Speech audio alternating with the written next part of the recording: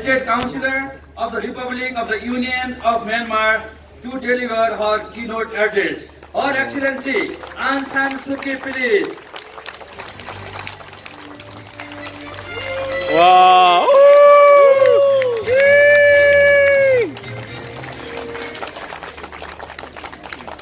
Dr. Thomas Walsh, His Excellency Mr. Madhav Kumar Nepal, Excellencies, ladies and gentlemen. It is a pleasure for me to be here today in Nepal, where I've spent some of the happiest days of my life. Wow! Whenever I come here, I'm struck anew by the warmth and hospitality of the Nepali people.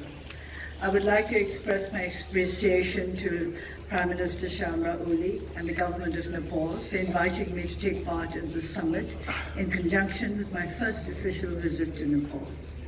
It provides a valuable opportunity for meeting peoples from across the world who are dedicated to the promotion of peace, prosperity, and humanity. The world today is going through global uncertainty, trade tensions, and power competitions, especially in our region.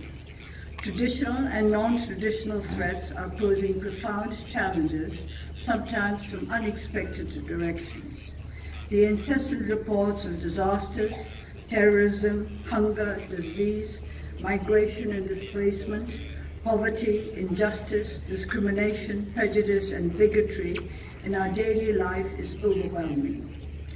There are negative forces everywhere eroding the foundations of peace. In all parts of the globe, we can see thoughtless dissipation of material and human resources that are necessary for the conservation of harmony and happiness in our world. Yes. With the rapid rise of information technology and the globalization process, the peoples and the nations of the world have become increasingly interconnected and interdependent. This global interdependence has compelled and resulted in increased cooperation to identify the causes of the problems that threaten harmony and to find the right solutions that will help to ensure peace and stability on this planet, which is home to us all. No nation can survive in solitary splendor in this age. We have to engage with one another, either bilaterally or regionally, to project and protect our national interest and to seek peace and mutual prosperity. Only by promoting a culture of peace in this world of interdependence will it be possible to create harmony between diverse communities and societies. I need hardly emphasize that peace is essential for sustainable development, that peace and development are two sides of the same coin. Sustainable peace is more than the mere absence of war or conflict. It is a positive force that springs from within the mind of each human being, each family, and each society, not merely a temporary condition imposed by force. Research in global attitudes today indicates that humans are more receptive to traffickers of hate than to advocates of loving kindness, of compassion. At the basis of conflict is ill will, which seeks to hurt and to destroy, and thus to open the way to conflict, which in turn spews out an ever-renewing cycle of hate and fear, snuffing out the light of peace.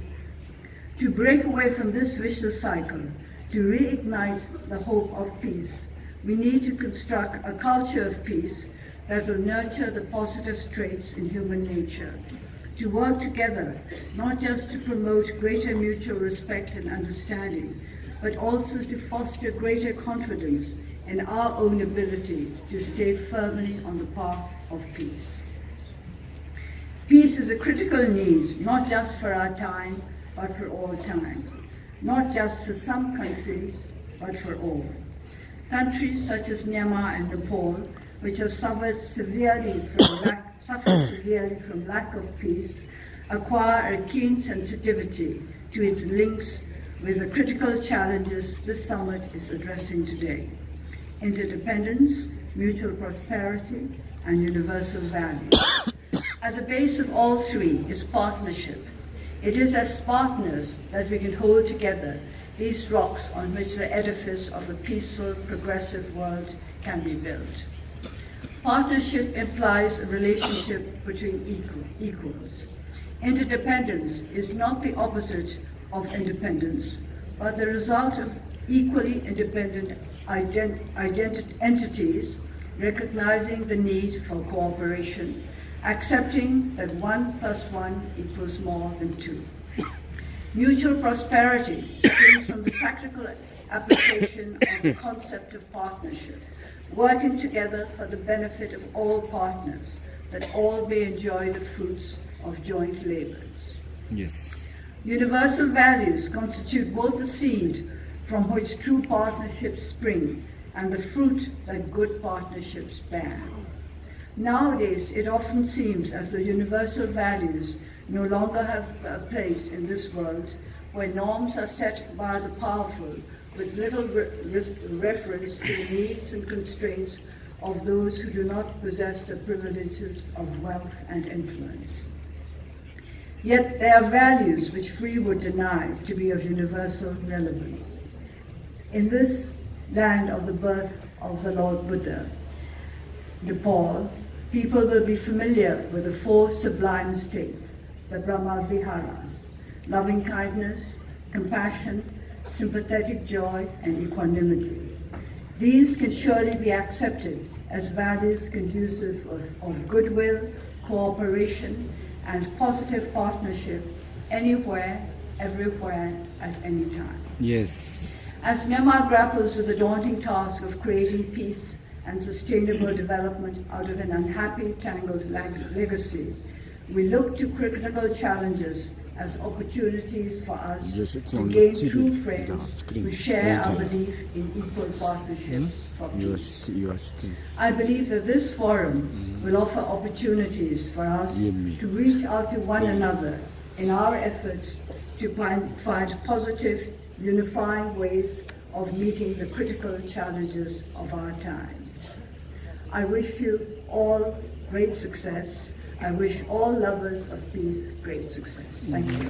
Wow.